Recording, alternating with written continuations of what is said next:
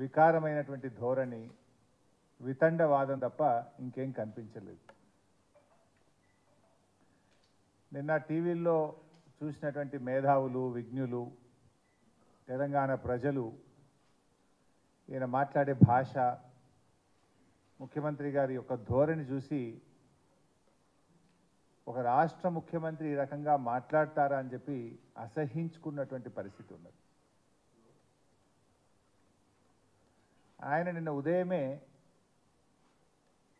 Padma award గ్రహీతల సన్మాన కార్యక్రమంలో నిన్న పాల్గొన్నారు.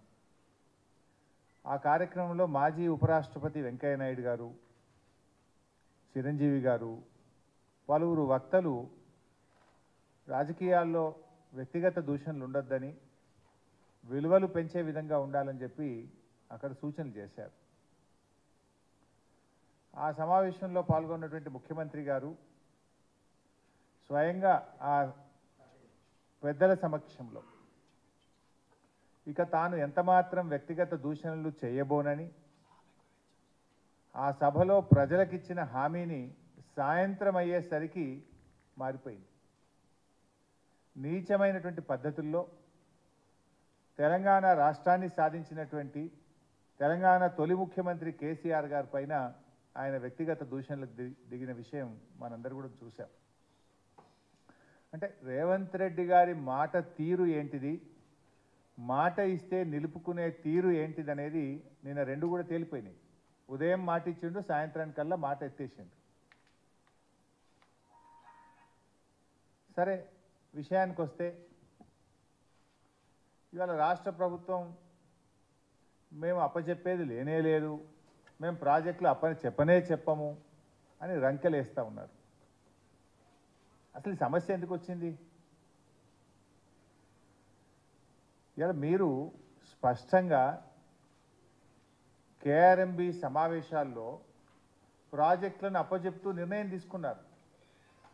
ఇవాళ నేను అన్ని ఆధారాలతో సహా మీ ముందుకు వచ్చాను. మీరు నిజంగా అప్పచెప్పకపోతే చర్చ ఎందుకు వస్తుంది? కేఆర్ఎంబి మీటింగ్లు 2 మీటింగ్లు అయినాయి. ఈ ప్రభుత్వం అధికారంలోకి వచ్చిన తర్వాత 17 జనవరి 2024 తేదీ నాడు ఢిల్లీలో జలశక్తి భవన్లో సమావేశం జరిగింది, కేఆర్ఎంబి మీటింగ్. ఆ మీటింగ్ మినిట్స్ ఈరోజు నేను సొంతగా తయారు చేయలేదు, ఇది కేంద్ర ప్రభుత్వం విడుదల చేసిన మినిట్స్. ఇది కేంద్ర ప్రభుత్వం ఇచ్చిన మినిట్స్. ఆ మినిట్సే చదువుతూ ఉన్నాను. ఆ మినిట్స్లో ఎంత స్పష్టంగా చెప్పారంటే, both the states and KRMB will discuss and finalize the protocols for handing over the Nagarjuna Sagar Dam and Srisailam Dam and all 15 prioritized component outlets to KRMB and come out with a concrete action plan in this regard within 7 days. 7 రోజుల్లోగా ఎలా అప్పచెప్పాలనేటువంటి ఒక action plan తయారు చేసుకొని మా ముందుకు వస్తారు. Both the states will hand over the 15 prioritized components outlets of Nagarjuna Sagar project and Srisailam project to KRMB within 1 month time period. ఒక్క నెల రోజుల్లోగా ఈ 15 అవుట్లెట్స్ను కేఆర్ఎంబికి అప్పచెప్పడం జరుగుతుంది. ఇది మినిట్స్ ఆఫ్ ద మీటింగ్. మూడవది, CRPF will keep a strict vigil on the dam site and will allow the engineers officials from Government of AP and Government of Telangana to enter the premises of Nagarjuna Sagar Dam only after the permission of KRMB. Telangana Andhra ఇంజనీర్లు ఎవరన్నా dam మీదకి పోవాలంటే KRMB అనుమతి తీసుకున్న తర్వాతనే CRPF పోలీసులు మిమ్మల్ని అనుమతిస్తారు. Number 4, both the states will immediately release the funds to KRMB for this financial year and the dues of yesterday's in order to enable KRMB to fulfill their statutory obligations. ఇంత స్పష్టంగా ఢిల్లీలో జరిగిన సమావేశంలో నెల రోజుల్లోగా ప్రాజెక్టులన్నీ కేంద్రానికి అప్పగిస్తారు అని చెప్పి ఇది మినిట్స్ ఆఫ్ ద మీటింగ్. ఈ మినిట్స్ వచ్చిన తర్వాత ఏం జరిగింది? తెల్లారి పొద్దున్నే పత్రికల్లో చూస్తే ఇది వెలుగు దినపత్రిక. ఇందులో కేఆర్ఎంబికి ఓకే చెప్తేనే శ్రీశైలంలో కరెంటు ఉత్పత్తి, నిర్వహణ బాధ్యత కేఆర్ఎంబికి ఇచ్చేందుకు ఓకే చెప్పిన అధికారులు, ఫలితంగా ఏపీకి లాభం, తెలంగాణకు నష్టం జరిగే ఛాన్స్. ఇది పత్రికలో స్పష్టంగా వచ్చింది. వచ్చిన మరుసటి రోజు 18వ తేదీ రాష్ట్ర ప్రభుత్వం ఏమైనా స్పందిస్తుందేమో నేను వెయిట్ చేసిన. ప్రభుత్వం నుంచి ఖండన లేదు, స్పందన లేదు. అదేవిధంగా ఇంకొక దినపత్రిక సాక్షి దినపత్రిక, ఇది మరుసటి రోజు 18వ తేదీ కృష్ణా జలాల హక్కుల పరిరక్షణలో ఫలించిన సీఎం జగన్ కృషి, అంటే ఆంధ్రప్రదేశ్కు మేలైందని చెప్పి, జగన్ విజయవంతంగా ఆంధ్రప్రదేశ్కు లాభం చేసిండని చెప్పి సాక్షి దినపత్రిక రాసింది. నెలలోగా ఉమ్మడి ప్రాజెక్టులు కృష్ణా బోర్డు చేతికి. ఇది అన్ని ప్రముఖ పత్రికలు స్పష్టంగా రాసినాయి.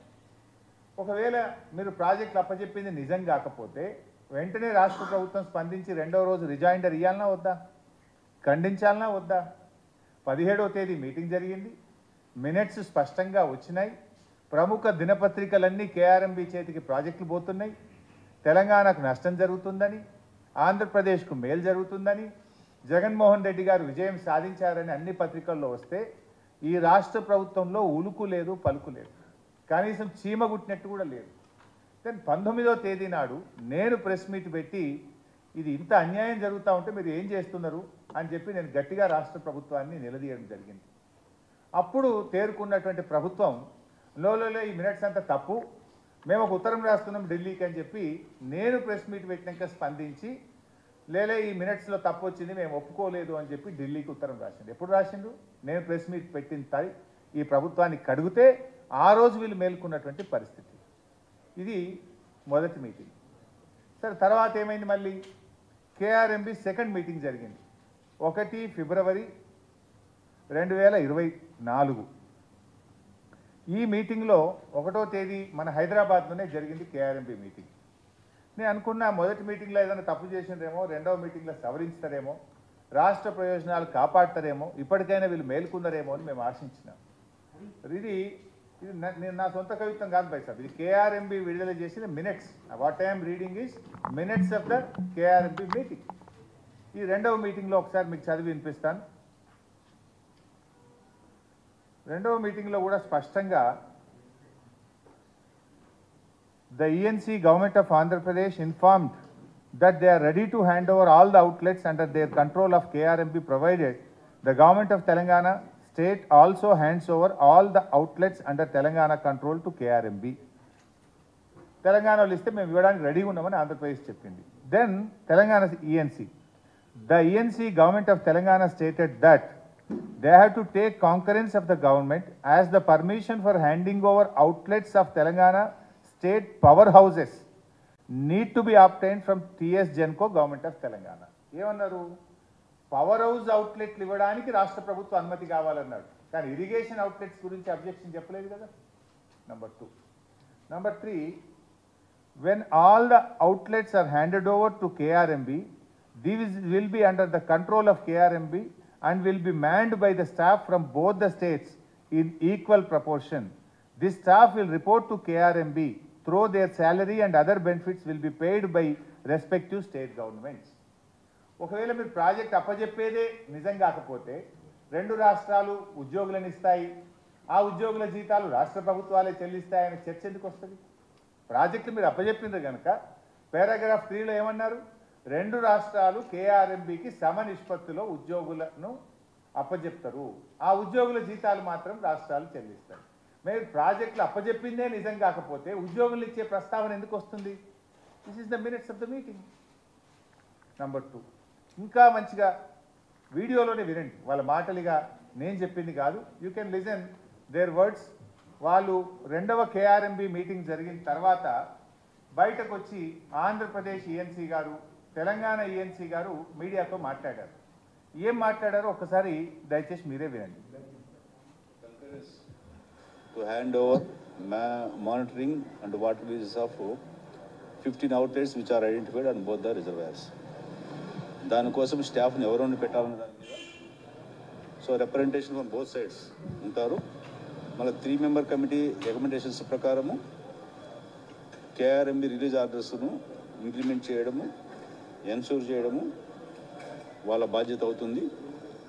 ఏదైనా సడన్గా ఇఫ్ దేర్ ఆర్ చేంజెస్ అంటే రిలీజ్ ఆర్డర్ ఇచ్చిన తర్వాత ఆ వాటర్ అవసరం లేకుండా పోయితే ఏదైనా స్టేట్కి, ఎందుకంటే సడన్గా వర్షాలు రావచ్చు, అప్పుడు నీళ్ళను సేవ్ చేయడానికి ఏదైనా ఇష్యూస్ ఉంటే కూడా ఇమీడియట్గా 3 మెంబర్ కమిటీలో ఉన్న any member from any state represent చేస్తే accordingly modifications will also be taken up. Seasonal ఇప్పుడైతే 3 మ్యాన్ కమిటీ ప్రకారమే ప్రాజెక్ట్ ఆపరేట్ అవుతుంది. బట్ ఆపరేటింగ్ పార్ట్ మొత్తం కేఆర్ఎంబీకి తీసుకునేటట్టు ఈరోజు నిర్ణయం జరిగింది. కేఆర్ఎంబీకి కావాల్సిన స్టాఫ్ కానీ both states Telangana and AP వాళ్ళు మేము మా స్టాఫ్ వాళ్ళకి ఇస్తాం ఆపరేషన్కు. Water releasing quantum, water releasing schedule as per 3 man committee decision జరుగుతుంది. రెండు రాష్ట్రాల ఈఎన్సీలు మీటింగ్ జరిగిన తర్వాత బయటకు వచ్చి వీడియో కూడా మీకు పంపిస్తాను. ఆంధ్రప్రదేశ్ ఈఎన్సీ గారు స్పష్టంగా కాంకరెన్స్ అనే పదం వాడింది. అంటే ఇద్దరు ఈఎన్సీలు కూడా బయటకు వచ్చిన తర్వాత కేఆర్ఎంబీకి ప్రాజెక్టులు అప్పచెప్తాం, ఉద్యోగులను అప్పచెప్తాం, నిర్వహణ అంతా కూడా కేఆర్ఎంబీ చూసుకుంటుందని అంత స్పష్టంగా చెప్పినారు. దీన్ని బట్టి ఒక విషయం ఏమర్థమైంది, ప్రాజెక్టుల విషయంలో ఎవరెన్ని మాటలు చెప్పినా 10 ఏళ్లలో కేసీఆర్ గారి ప్రభుత్వం కేఆర్ఎంబీకి ప్రాజెక్టులు అప్పచెప్పలేదు. కానీ వచ్చిన 2 నెలల్లోనే మీరు అవగాహన రహిత్యంతో, తొందరపాటుతో మీరు ఇలా మన తెలంగాణ ప్రాజెక్టులను ఢిల్లీ చేతిలో పెట్టి అడుక్క తినే పరిస్థితి తెచ్చినారు మీరు. Is it not your failure? కానీ దురదృష్టం ఏంటంటే ఆ ఫెయిల్యూర్ను కప్పుకోవడానికి, అంటే ఆ ఫెయిల్యూర్ను ఒక తప్పును కప్పిపుచ్చుకోవడానికి మరిన్ని తప్పులు చేసే విధంగా ఒక అబద్ధాలు మాట్లాడడం, ఎదురుదాడికి దిగడం, దుర్భాషలు ఆడడం, ఇది ఒక ముఖ్యమంత్రికి తగునా అని నేను అడుగుతా ఉన్నా.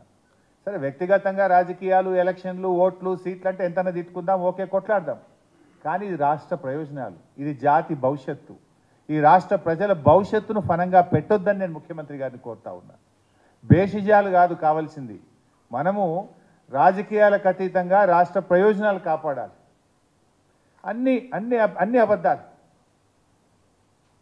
అంటే ఇలా అబద్ధాల పునాదుల మీద ప్రభుత్వాలు నడపాలనడం అనేది కరెక్ట్ కాదు. ప్రభుత్వాలు ప్రజల కోసం పనిచేయాలి, రాజకీయాల కోసం కాదు. అట్లా మీరు నిన్న పలు అంశాలను కూడా నేను మీ దృష్టికి తేవాలనుకుంటా ఉన్నా. ఒక అంశం మీరు చూస్తే,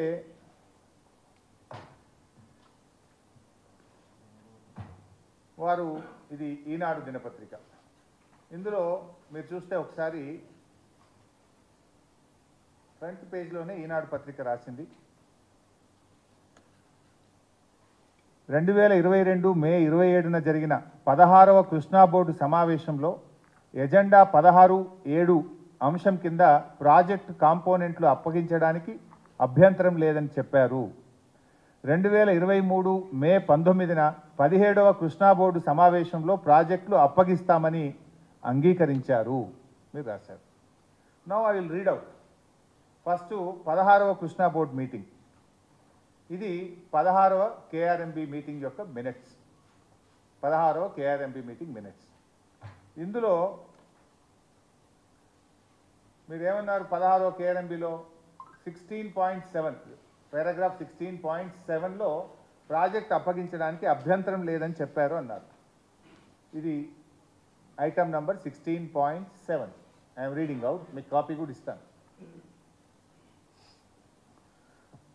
Presenting the agenda item, member KRMB briefed about board's consensus decision taken on its 15th meeting for handing over 15 direct outlets of Srisailam and Nagarjuna Sagar projects by respective states to the KRMB, while matching government orders for transfer of 2 components of Srisailam and 7 components of Nagarjuna Sagar by Telangana were still awaited.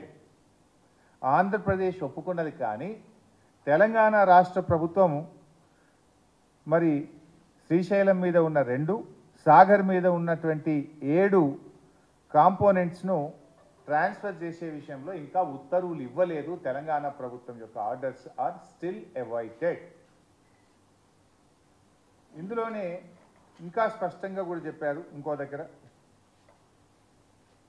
తొందరగా ఇవ్వండి అని కూడా వాళ్ళు మనం request చేస్తూ చెప్పినారు. అంటే ఇక్కడ ఎక్కడ కూడా ముఖ్యమంత్రి గారు చెప్పినట్టు 16వ కేఆర్ఎంబి మీటింగ్లో తెలంగాణ ప్రభుత్వం ఒప్పుకున్నదని ఎక్కడ చెప్పలే. ఇందులో ఆంధ్రప్రదేశ్ ఒప్పుకున్నది, తెలంగాణ ప్రభుత్వం యొక్క నిర్ణయం ఇంకా పెండింగ్లో ఉంది అనేటువంటి విషయాన్ని మీరు చెప్పిన పారాగ్రాఫ్లోనే స్పష్టంగా చెప్పారు. నెక్స్ట్ మీరు ఇందులోనే ఇంకో పారాగ్రాఫ్ ఇందులోనే ఏమన్నారంటే, మీరు మే 19, 17వ కృష్ణా బోర్డు సమావేశంలో ప్రాజెక్టులు అప్పగిస్తామని అంగీకరించారు అన్నారు.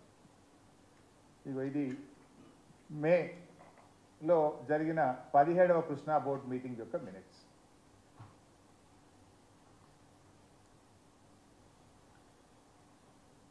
ఇందులో నేను page number 10 paragraph 17.11 government of AP has already issued directions for handing over a total of 6 prioritized components of Srisailam and Nagarjuna Sagar project under their control to KRMB on 14/10/2021, GO number 54, GO number 17 respectively, as per the decisions taken by the 15th board meeting.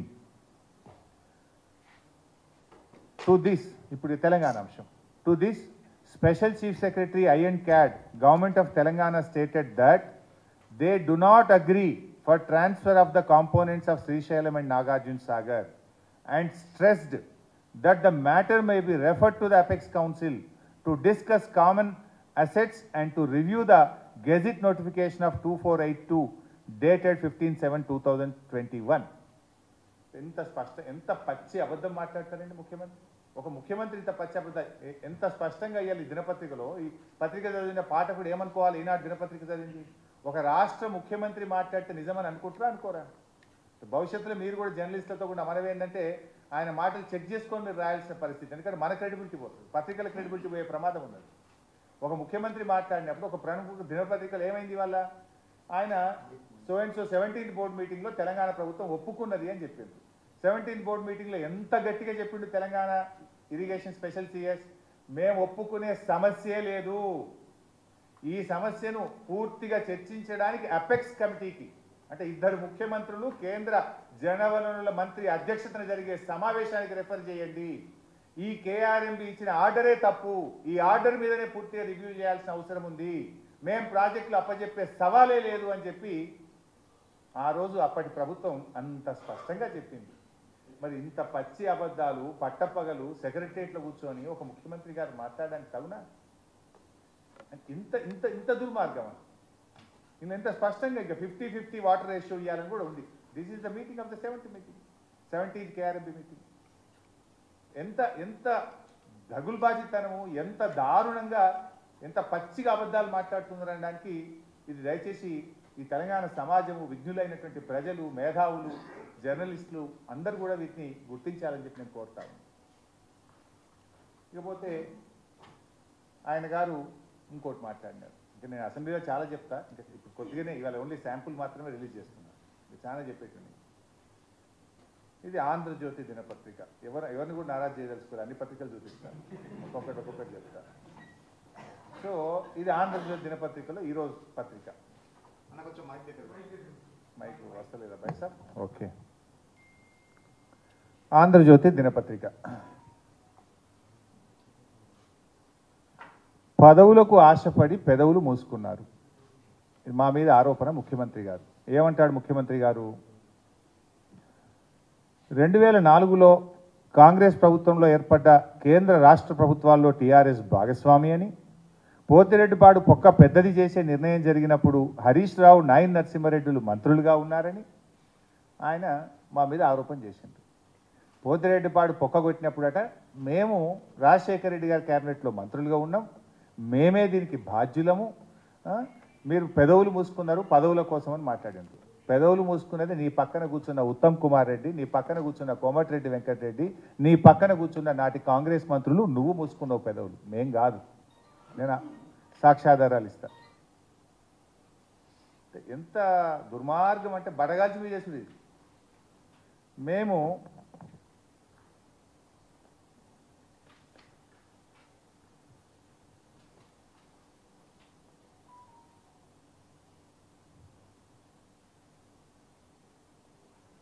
బైసాబ్ ఈ 2 జీవోలు పోతిరెడ్డిపాడు ప్రాజెక్టును పొక్క పెద్దగా చేయడానికి ఆనాటి ఆంధ్రప్రదేశ్ ప్రభుత్వంలో YS Rajasekhara Reddy గారు తెచ్చిన జీవోలు. GO number 170 13/9/2005. మంచిగా వినండి భాయ్ సాబ్, 13/9/2005. ఈ జీవోలో కొంచెం తప్పు ఉందని దీన్ని కరెక్షన్ చేసి ఇంకో జీవో తెచ్చినారు. GO number 233 19 December 2005. సో మొదటి జీవో వచ్చింది 13 సెప్టెంబర్ 2005కి వచ్చింది. మరి మేము మంత్రులుగా ఎప్పుడు రాజీనామా చేసినాం భాయ్ సాబ్? ఇది కూడా మళ్ళా, ఎందుకంటే ఆంధ్రజ్యోతి చూపించిన కనుక ఆంధ్రజ్యోతి చూపిస్తా. కాంగ్రెస్ సంకీర్ణంతో టీఆర్ఎస్ తెగదెంపులు. ఇది ఏ రోజు పత్రిక? జూలై 5, అంటే జూలై 4వ తేదీ, జూలై 4, 2005. జూలై నెలలోనే మేము ఆనాటి కాంగ్రెస్ ప్రభుత్వం తెలంగాణకు అన్యాయం చేస్తుందని గడ్డిపోచల్లాగా మా పదవులు వదులుకొని బయటకు వచ్చింది మేము. ఆ రోజు మేము ఏ అంశాల మీద రాజీనామా చేసినాం? ఇక్కడనే ఉంది పక్కన. 610 జీవో అమలు చేయడం లేదు కనుక రాజీనామా చేస్తున్నాం. పులిచింతల తెలంగాణను ముంచి ఆంధ్రాకు నీళ్లు పారిస్తున్నావు కనుక తెలంగాణకు అన్యాయం చేసే పులిచింతల ప్రాజెక్టు కడుతున్నాం కనుక రాజీనామా చేస్తున్నాం. తెలంగాణ ఉద్యమ పవిత్రత కాపాడడం కోసం రాజీనామా చేస్తున్నాం. తెలంగాణ ప్రాంతానికి వైఎస్ రాజశేఖర రెడ్డి గారు అన్యాయం చేస్తున్నారు కనుక రాజీనామా చేస్తున్నాం. నక్సలైట్లతో చర్చలు జరగాలంటే మీరు ఎన్కౌంటర్లు చేస్తున్నారు కనుక రాజీనామా చేస్తున్నాం. ఆ రోజు తెలంగాణ ప్రజల ప్రయోజనాల కోసం మేము జూలై 4, 2005 మేము రాజీనామా చేసినాం. పోతిరెడ్డిపాటి జీవో ఎప్పుడు వచ్చింది భాయ్ సాబ్? 13 సెప్టెంబర్ 2005. జూలై అంటే జూలై, ఆగస్ట్, సెప్టెంబర్. మేము రాజీనామా చేసిన 3 నెలల తర్వాత పోతిరెడ్డిపాటి జీవో వచ్చింది. నేను ఏమన్నారు రేవంత్ రెడ్డి గారు? పోతిరెడ్డిపాడు పొక్కగొట్టేటప్పుడు హరీష్ రావు, నాయన నరసింహారెడ్డి మంత్రులుగా ఉన్నారు అన్నాడు. నేను పాపం ఆయనకు ఆ స్క్రిప్ట్ రైటర్లు, డైలాగ్ రైటర్లు సరిగా లేనట్టున్నారు. కొంచెం బ్యాక్ ఆఫీస్ సరి చేసుకోవాలి ఆయన. ఏమవుతుంది ఇప్పుడు? ఆయన విలువ తగ్గుద్దా, నా విలువ తగ్గుద్దా? ప్రజలు ఏమనుకోవాలి రేపు? ఇంత పచ్చి అబద్ధాలు మాట్లాడొచ్చునా? మేము అప్పటికే 3 నెలల ముందే మా మంత్రి పదవులను తెలంగాణ ప్రజల కోసం, తెలంగాణ ఉద్యమం కోసం ఏడాది కాలంలోనే పదవులు వదులుకున్న చరిత్ర మాది. పదవుల కోసం పెదవులు మూసుకున్నది, పదవుల కోసం పార్టీలు మారిన చరిత్ర నీకు, నీ మంత్రివర్గ సభ్యులకు ఉన్నది, మాకు లేదు. నువ్వు మమ్మల్ని మాట్లాడినప్పుడు డెఫినెట్గా మేము సమాధానం చెప్పాలి కదా. ఇప్పుడు ఎవడు పెదవులు మూసుకున్నాడు? పదవుల కోసం అమ్ముడు పోయినోడేవాడు? పదవుల కోసం పార్టీలు మారినోడేవాడు? పదవుల కోసం ప్రజల కోసం త్యాగాలు చేసినోడేవాడు? అర్థమవుతలేదా ప్రజలకు? అంతేకాదు, ఇది అసెంబ్లీ, ఆంధ్రప్రదేశ్ లెజిస్లేటివ్ అసెంబ్లీ సోమవారం అక్టోబర్ 3, 2005. ఆయన నిన్న మాట్లాడతాడు, ఓ మా పీజేఆర్ గారు కొట్లాడారు. Yes, I agree. ఒకే ఒక్కడు కొట్లాడిండు పీజేఆర్. మీరందరూ పెదవులు పూసుకున్నారు. నువ్వు తెలుగుదేశంలో ఉన్నావు, మిగతా నీ క్యాబినెట్ సహచరులంతా కాంగ్రెస్ పార్టీలో ఉండి పెదవులు మూసుకున్నారు. కొట్లాడింది మేము. మాతో పాటు గొంతు కలిపినోడు ఆనాడు కాంగ్రెస్ పార్టీలో ఒక్కడే. కానీ ఆయన ఏ రకంగా మాట్లాడినా మేము మంత్రులుగా ఉండి మేము పెదవులు మంత్రులుగా మేము లేము. అంతకు 3 నెలల ముందే రాజీనామా చేసినాం. రాజీనామా చేసి ఊరుకోలే మేము. అసెంబ్లీలో పేగులు దిగదాకా కొట్లాడినాం. అడ్జర్న్మెంట్ మోషన్ ఇచ్చినాం. I read out the adjournment motion. ఇది అసెంబ్లీ రికార్డు, అసెంబ్లీ నుంచి తెచ్చిందే కాపీ, నా సొంత కవిత్వం కాదు. This is in the record of assembly, మీరు చెక్ చేసుకోండి. అక్టోబర్ 3, 2005 మేము అడ్జర్న్మెంట్ మోషన్ ఇచ్చాం. అప్పుడు మా సభానాయకుడు డాక్టర్ విజయరామారావు గారు, ఐ విల్ రీడ్ అవుట్.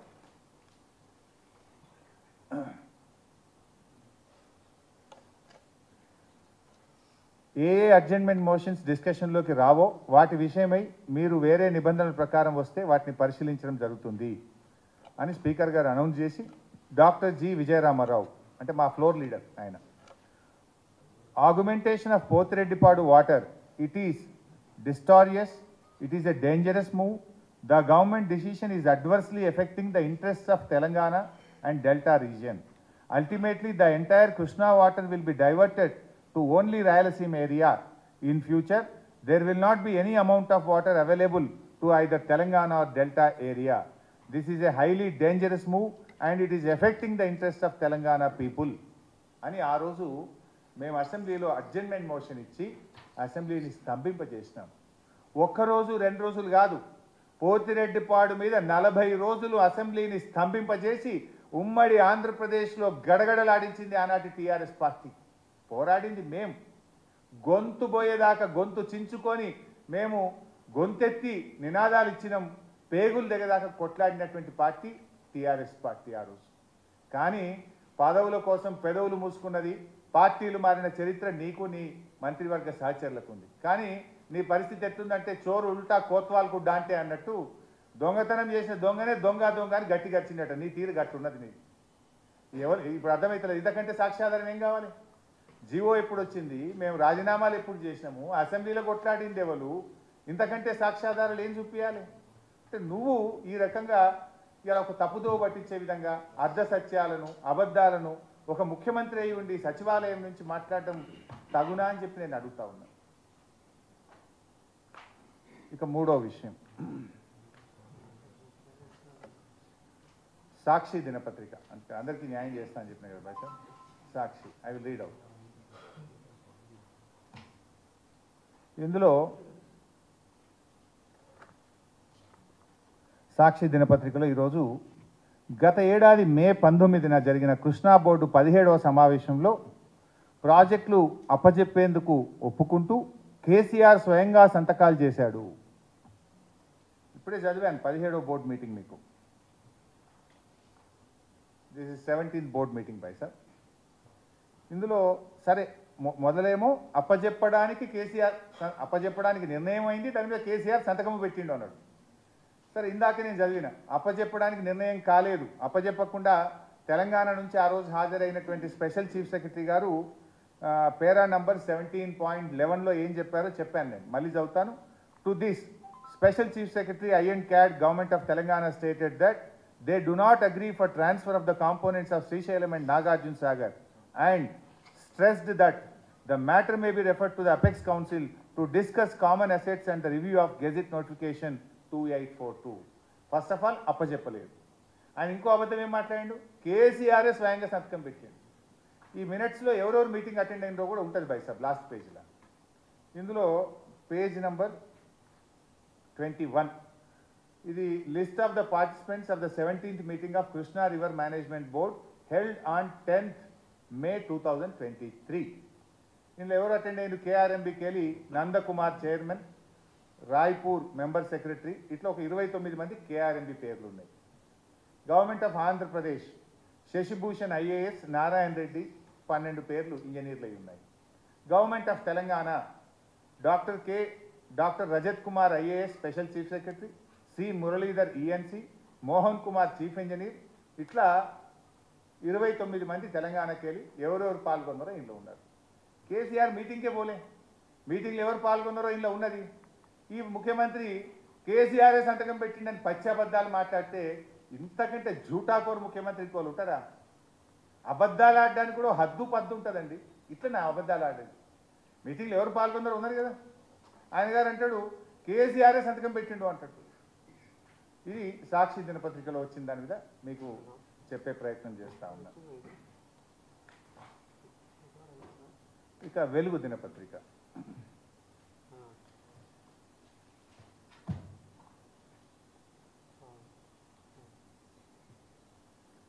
ఇందులో విభజన చట్టంలో తెలంగాణ ప్రాజెక్టులను కేంద్రానికి అప్పగించాలని ప్రతిపాదిస్తే నాడు ఎంపీగా ఉన్న కేసీఆర్, కేశవరావు గారు అడ్డుకోవాల్సింది పోయి చట్టాన్ని ఆమోదించేలా ఓటేశారు. 2 పాయింట్లు ఉన్నాయి ఇలా చెప్తా. అసలు విభజన బిల్లు రూపొందించింది ఎవరు పైసాం? ఆనాడు అధికారంలో ఉన్న కాంగ్రెస్ పార్టీ. విభజన బిల్లును ప్రధానంగా జయరాం రమేష్ గారు, చిదంబరం గారు, దిగ్విజయ్ సింగ్ గారు, ప్రణబ్ ముఖర్జీ గారు వారి పర్యవేక్షణలో ఆ రోజు ఏపీ రీఆర్గనైజేషన్ యాక్ట్ బిల్లు రూపొందించబడ్డది. అఫ్కోర్స్ ఇది రేవంత్ రెడ్డి గారికి తెలిసే అవకాశం లేదు, ఎందుకంటే ఆయన అప్పుడు తెలంగాణ ఉద్యమంలో లేడు, అంతకంటే కాంగ్రెస్ పార్టీలో లేడు.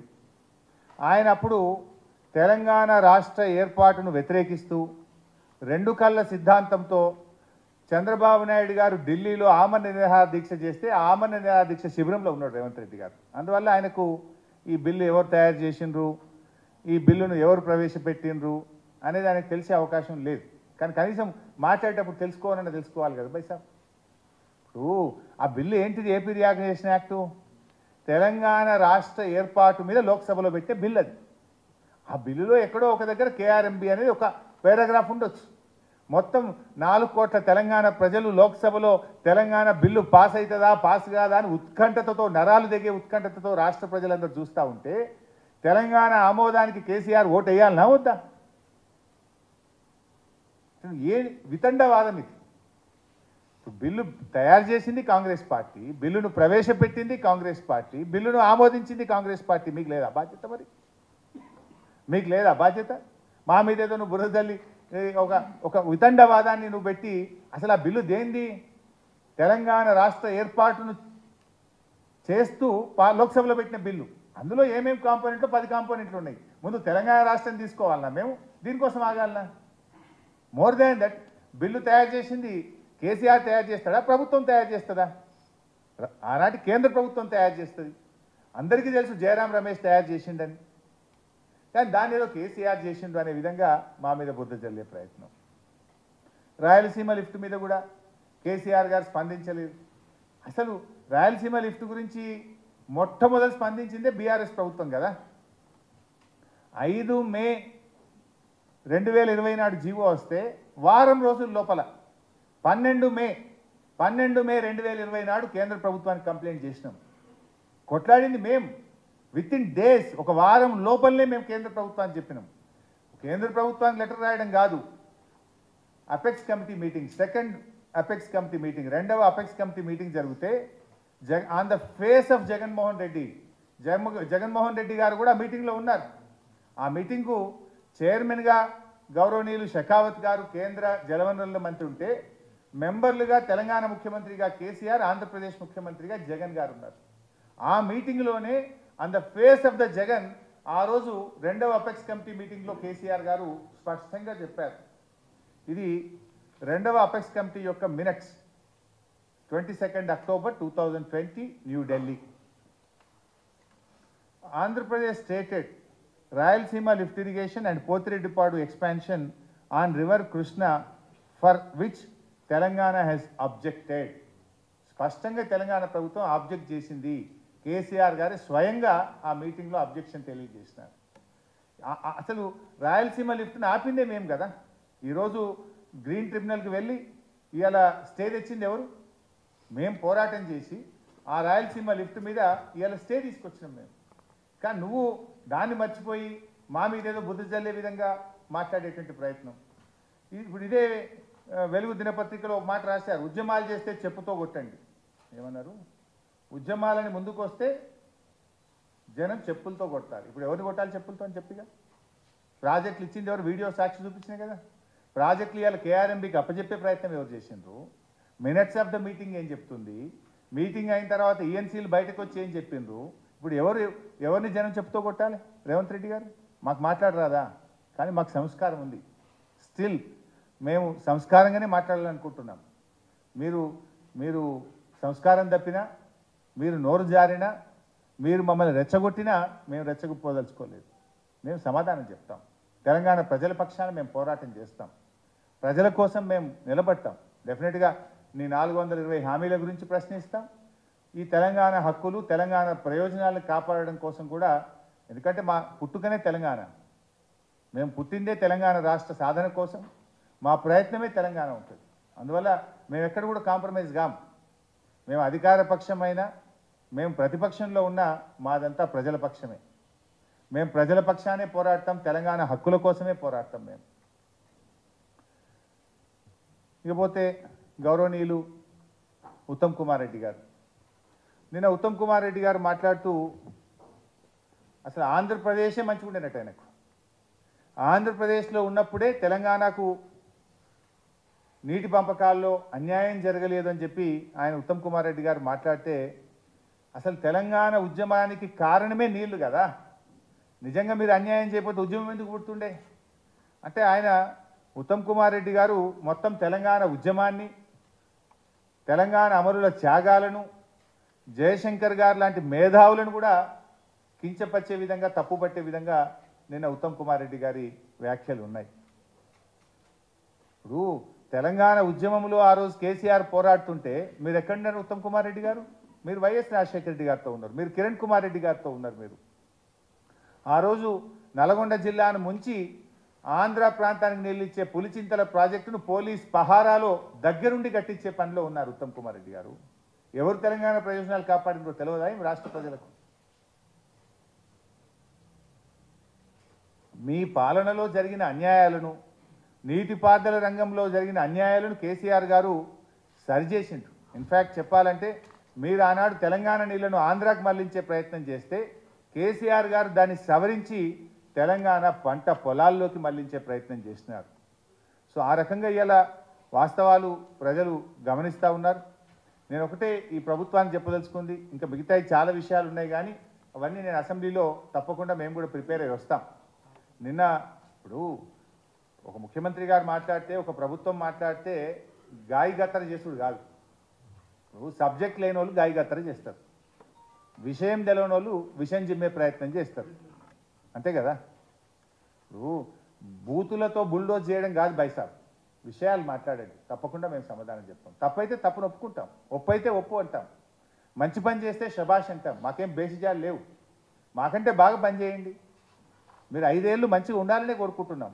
420 హామీలను చెప్పిన సమయానికి చెప్పిన విధంగా మీరు అమలు చేయాలని మేము కోరుకుంటా ఉన్నాం. మాకేమి మీరు ఫెయిల్ కావాలని కూడా మేము కోరుకుంటలేం, ప్రజలకు మేలు కావాలని కోరుకుంటున్నాం. మీరు ఇచ్చిన హామీలన్నీ అమలు కావాలని మేము కోరుకుంటా ఉన్నాం. కానీ ఇట్లా పట్టపగలు పచ్చి అబద్ధాలు మాట్లాడు, అబద్ధాల పునాదుల మీద మీరు ప్రభుత్వాన్ని నడిపిస్తామంటే మాత్రం మేము ఊరుకోం. డెఫినెట్లీ మేము తగిన సమాధానం చెప్తాం. మీరు నోరు బారేసుకోవచ్చు, మేము బారేసుకోం. ఇప్పుడు కానీ నేను ఒక పాయింట్ చెప్పదలుచుకుని అంటే, నిన్న రేవంత్ రెడ్డి గారు సరిగ్గా ప్రిపేర్ అయితే ఇప్పుడు అడ్డంగా దొరికిపోయి నేను ఒక్కొక్క ఆధారాలతో సహా పెట్టి మీకు కనీసం అసెంబ్లీ కన్నా మంచిగా ప్రిపేర్ అయ్యి రండి. మేము కూడా ప్రిపేర్ అయ్యి వస్తాం. అసెంబ్లీ వేదికగా ఎవరు మంచో ఎవరు చెడో, ఏది నిజమో ఏది అబద్ధమో అసెంబ్లీ సాక్షిగా మాట్లాడుకుందాం. బాగా ప్రిపేర్ అయ్యి రండి, మీ స్క్రిప్ట్ రైటర్లను మార్చుకోండి. మంచిగా ప్రిపేర్ అయ్యి వస్తే మేము కూడా ప్రిపేర్ అయ్యి వస్తాం. మీరు ఏ డేట్ పెడతారో పెట్టండి. అన్ని రకాల చర్చలకు ఎన్ని గంటలైనా మాట్లాడడానికి మేము సిద్ధం. కానీ ఒకటే విషయం, పోయినసారి ఏమైంది మీరు చూసింది బైసాబ్, ఇట్లే డైలాగులు కొట్టారు. అసెంబ్లీలో ఎంతైనా మాట్లాడదాం అందరు, మా మైక్ వేయాలి, మీరు చూడలేదా? లాస్ట్కు స్పీకర్కి నేను దండం పెట్టాల్సిన పరిస్థితి వచ్చింది. మన వైట్ పేపర్ మీద మీరు మాకు చర్చకు అవకాశం ఇవ్వకుండా, కనీసం క్లారిఫికేషన్ కూడా అవకాశం ఇవ్వకుండా హౌస్ ఎగ్జైన్ చేసుకొని ఎవరు పారిపోయిందో రాష్ట్ర ప్రజలు చూడలేదా? ఇప్పుడు కూడా ఎన్ని గంటల్లో మాట్లాడతాం, మైక్ కట్ చేయమన్నారు కదా. Please don't cut our mic, ఇవ్వండి, మైక్ ఇవ్వండి, తప్పకుండా మేము సమాధానం చెప్తాం. మేము అన్ని విషయాలు చెప్తాం. కానీ మేము రాజకీయాల కంటే రాష్ట్ర ప్రయోజనాలకు మేము ప్రాధాన్యత ఇస్తాం. కానీ ఇచ్చిన మాట మీరు నిలబడండి, మంచిగా ప్రిపేర్ అయ్యి రండి, మేము కూడా ప్రిపేర్ అయ్యి వస్తాం. శాసనసభ సాక్షిగా వేదికగా అన్ని విషయాలు మాట్లాడుకుందాం.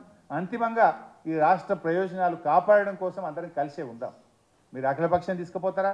ఇప్పుడు తీసుకుపోండి, ఢిల్లీకి వస్తాం మీ వెంబడి. మేము అఖిలపక్షాన్ని ఇప్పుడు మేము మా ఎంపీలు గౌరవనీయులు కేశవరావు గారు, నామా నాగేశ్వరరావు గారు ఢిల్లీలో కేంద్ర జలవనరుల మంత్రిని కలిసి ఈ ప్రాజెక్టులు కేఆర్ఎంబీకి తీసుకోవద్దు, దయచేసి దీన్ని ఆపండి అని చెప్పి వెళ్ళి కలిశారు.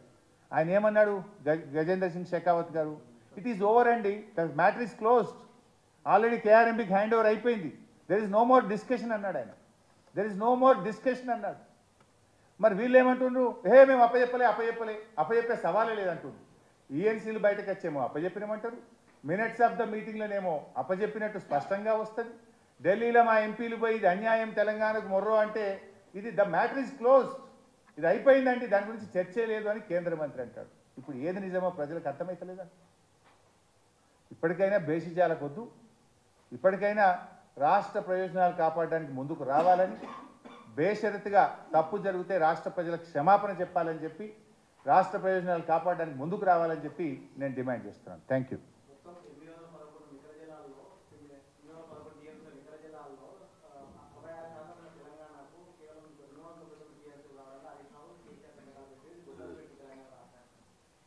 సరే, దాని మీద కూడా నేను డీటెయిల్గా అసెంబ్లీలో సమాధానం చెప్తా. అందులో కూడా అర్ధ సత్యమే చదివిండి ఆయన, కింద చదవలే పారాగ్రాఫ్. ఆ పేపర్ కూడా మీకు ఇస్తాను నేను.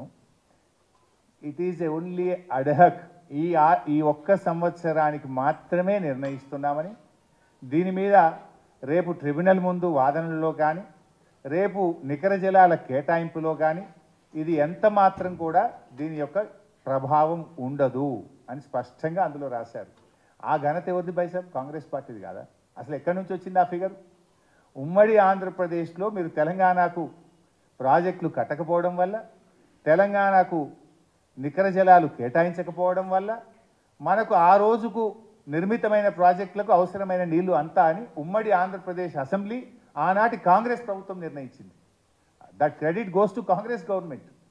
నిజంగా మీరు అప్పుడు ప్రాజెక్టులు కట్టి ఉంటే, నీళ్లు నికర జలాలు కేటాయించి ఉంటే మనకు 299 ఎందుకు వస్తుండే? సో అప్పటి వరకు ఆంధ్రప్రదేశ్ అసెంబ్లీ, అప్పటి కాంగ్రెస్ ప్రభుత్వం ఆనాటి అసెంబ్లీలో 299, 511 తేల్చింది. సో దాన్ని అడహగ్గా వాళ్ళు మొదటి ఆర్థిక సంవత్సరంలో చేసినారు. కానీ అది పర్మనెంట్ అలొకేషన్ కాదు. దాని మీద మేము ఎట్లా పోరాటం చేసినాం, ఇలా ట్రిబ్యునల్ తెచ్చినాం. లెందీ అవుతుందని నేను చెప్తలేను, మళ్ళీ నా ఇష్యూ డైల్యూట్ అవుతుంది. బట్ అసెంబ్లీలో చెప్తా. ట్రిబ్యునల్ కోసం రాష్ట్రం ఏర్పడిన నెల రోజుల్లోపే స్వయంగా కేసీఆర్ గారే వెళ్ళి సెక్షన్ 3 కింద మేము కంప్లైంట్ ఇచ్చినాం. ఇది కృష్ణా జలాల్లో నదీ పరివాహక ప్రాంతం ఆధారంగా మాకు నీళ్ళు ఎక్కువ రావాలి, వెంటనే ట్రిబ్యునల్ వేయండి, మాకు నీళ్లు కేటాయించండి అని చెప్పి మేము కొట్లాడినాం. Of course that's a big subject. నేను మళ్ళీ అసెంబ్లీలో డిస్కషన్ వచ్చినప్పుడు చెప్తా. అది ఎక్కడ కూడా మేము కాంప్రమైజ్ కాము కూడా. Thank you.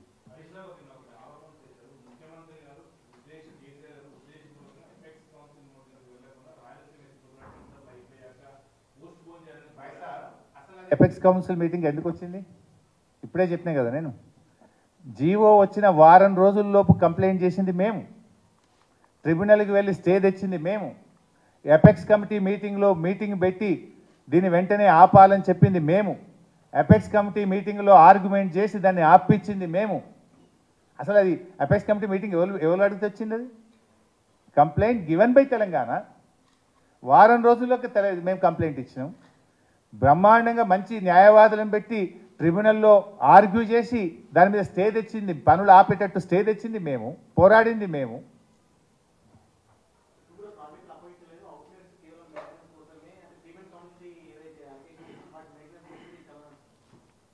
బాయ్ సాబ్ వీడియోలు చూసినావు కదా అంత మంచిగా, ఇద్దరు ఈఎన్సీలు మాట్లాడిన వీడియో చూసినావు, ఢిల్లీలో కేంద్ర జనరల్ మంత్రి చెప్పిన మాటలు విన్నాము. వీడియోనే అంత మంచిగా చెప్తే మళ్ళీ ఇప్పుడు పైకి వెళ్ళి ఇప్పుడు మేము ఇక్కడ ప్రెస్ మీట్ పెట్టి గట్టిగా తిట్టే వరకు వాళ్ళని మొట్టికాయలు వేసి చెప్పిస్తారు మీరు. ఫస్ట్ మీటింగ్ మినిట్స్ ఏమొచ్చింది, సెకండ్ మీటింగ్ మినిట్స్ ఏమొచ్చింది, వీడియో బయట ఏమొచ్చింది, ఢిల్లీలో షెకావత్ గారు ఏమన్నారు? అసలు ఇంకోటి బాయ్ సాబ్, ఇక మాట్లాడితే చాలా ఉంటుంది కానీ ఇవాళ శ్రీశైలం ప్రాజెక్ట్ ఏమో ఆంధ్రప్రదేశ్కి ఇచ్చారు, అప్పుడు నాగార్జున సాగర్ తెలంగాణ కంట్రోల్కి ఇచ్చారు. ఇప్పుడు శ్రీశైలం ప్రాజెక్ట్ ఏమో మొత్తం ఆంధ్రప్రదేశ్ పోలీస్ పహారాలో, ఆంధ్రప్రదేశ్ ప్రభుత్వ ఆధీనంలో ఈరోజు ఉన్నది. నాగార్జున సాగర్ ఎవరి పహారాలు ఉంది బాయ్ సాబ్? సిఆర్పిఎఫ్ పహారాలో ఉంది. మీ ప్రభుత్వం వచ్చి 2 నెలలు అయింది, నువ్వు వెంటనే దాన్ని తెలంగాణ ప్రభుత్వ ఆధీనంలోకి తేవద్దాను. అది ఎప్పుడు జరిగింది ఇన్సిడెంటు? పోలింగ్ డే జరిగింది. పోలింగ్ జరిగేటప్పుడు ఆపద్ధర్మ ముఖ్యమంత్రిగా కేసీఆర్ ఉంటాడు కదా, అప్పుడు ఉండేదంతా ఎలక్షన్ కమిషను గవర్నర్ గారి ఆధీనంలో రాష్ట్ర ప్రభుత్వం ఉంటుంది. వీఆర్ ఓన్లీ ఆపద్ధర్మ ముఖ్యమంత్రి. అది on the day of polling. ఆ రోజు ఏం మాట్లాడినా రాజకీయాలు అవుతాయి. సడన్గా జరిగింది. ఓకే, పోలింగ్ జరిగిన తర్వాత మీరు గెలిచారు, మీ ప్రభుత్వం అధికారంలోకి వచ్చింది. 2 నెలలు అయింది కదా, మీరు కేంద్ర మంత్రిని కలిసి వచ్చింది కదా. మరి శ్రీశైలం ఆంధ్రప్రదేశ్ పోలీసుల పహారాలో ఆంధ్రప్రదేశ్ ప్రభుత్వ ఆధీనంలో ఉంటే నాగార్జున సాగర్ వెంటనే తెలంగాణ ప్రభుత్వ ఆధీనంలోకి తేవాల్సిన బాధ్యత మీ మీద లేదా?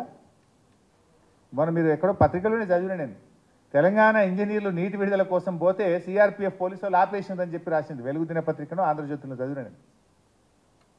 తెలంగాణ పోలీసులను మన ఆధీనంలో ఉన్న మన నాగార్జున సాగర్ ప్రాజెక్ట్ మీద పోకుండా ఆపిండ్రు. మరి what is that you are doing? 2 నెలల నుంచి మీరు ఏం చేస్తున్నారు? వెంటనే ఇప్పుడు ఆంధ్రప్రదేశ్ మరి సిఆర్పిఎఫ్ లేదు కదా, ఆంధ్రప్రదేశ్ ఆధీనంలో ఉన్న శ్రీశైలం సిఆర్పిఎఫ్ పరిధికి పోలేదు కదా, నీది ఎట్లా పోతుంది? నువ్వు వెంటనే నీ రాష్ట్ర ప్రభుత్వ ఆధీనంలోకి తెచ్చుకునే బాధ్యత మీ మీద లేదా? Is it not your failure? Thank you.